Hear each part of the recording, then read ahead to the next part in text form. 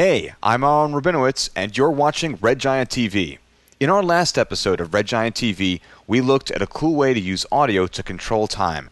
In this episode, we're going to build on the concepts that we covered there to take it just a little bit further and create this.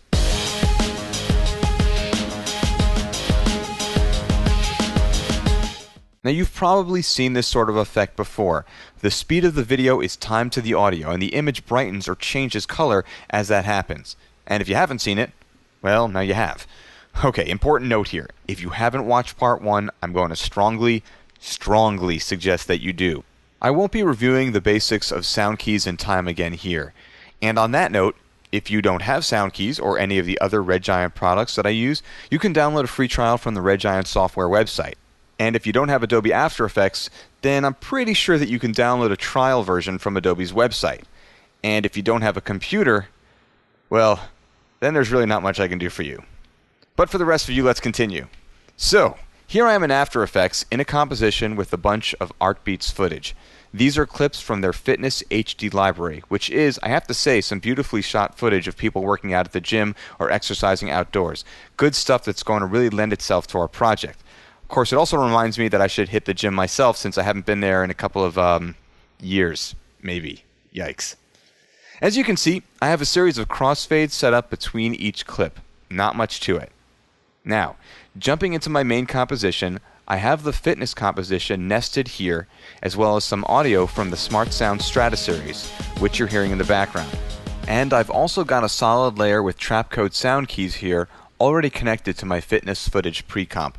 Like last time, I'm using sound keys to make the footage speed up on the beat and play normally at the more quiet times. And in fact, for the most part, I'm using the same settings as last time, with the exception of the range corners for isolating the audio that I want to use. And the type property pull down is set to peak of range because I'm using more than one band of audio and I want to use the loudest points of either of the audio bands, not the average, which would be significantly less.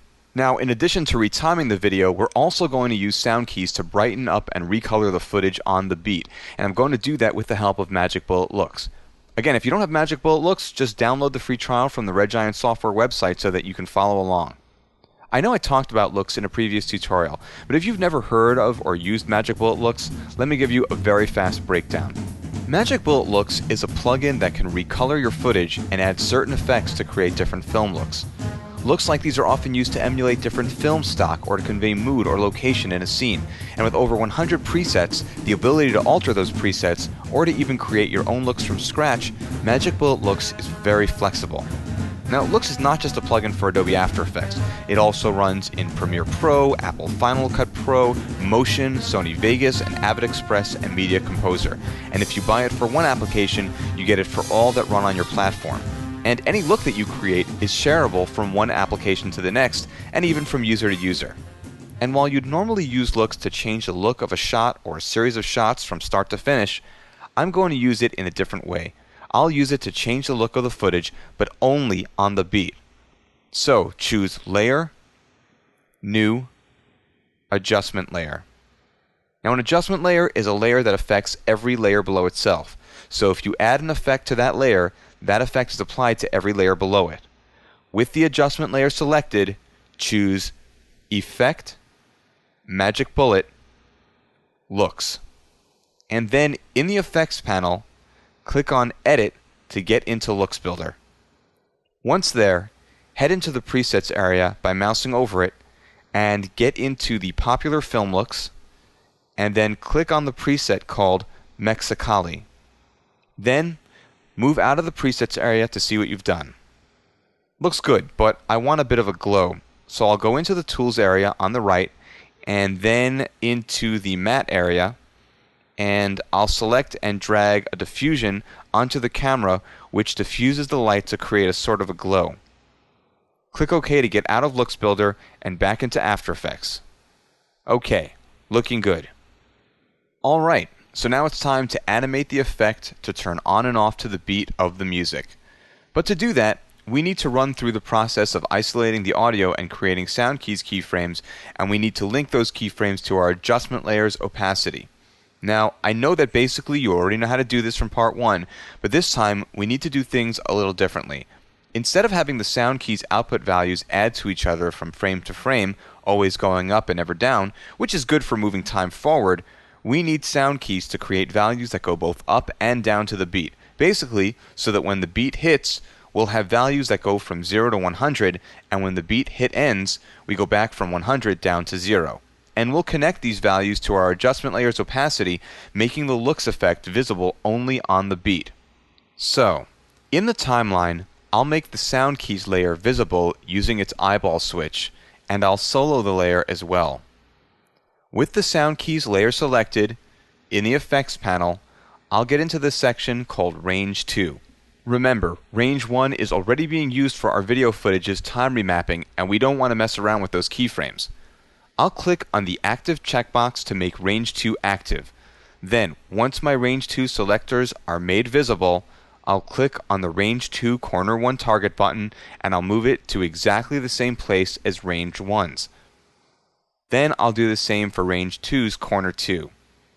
Now, as you can see, the range selectors fall over two audio bands. So in the effects panel, for the type property, I'll set it for peak of range, so that it doesn't average them out, diminishing their effect.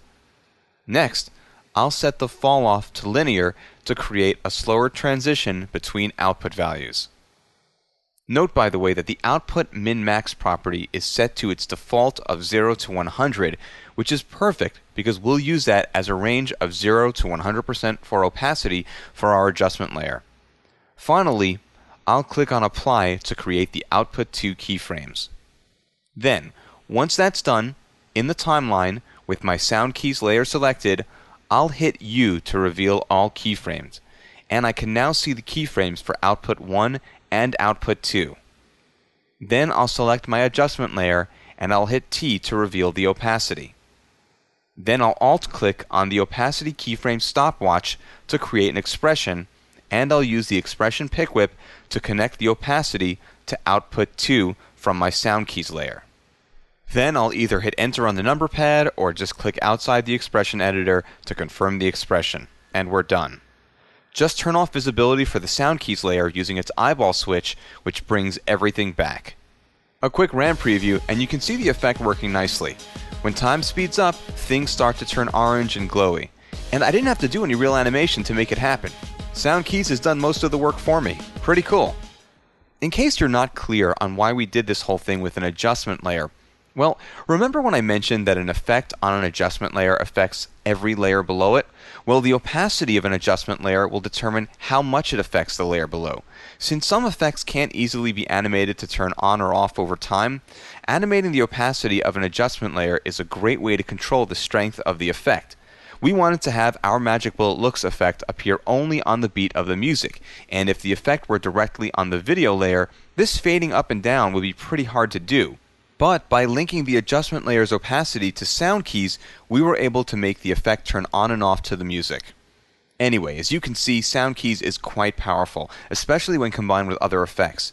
And if you don't have it, download a trial and start playing around. And if you like it, and I know that you will, we're giving you a special price on sound keys just for watching this tutorial.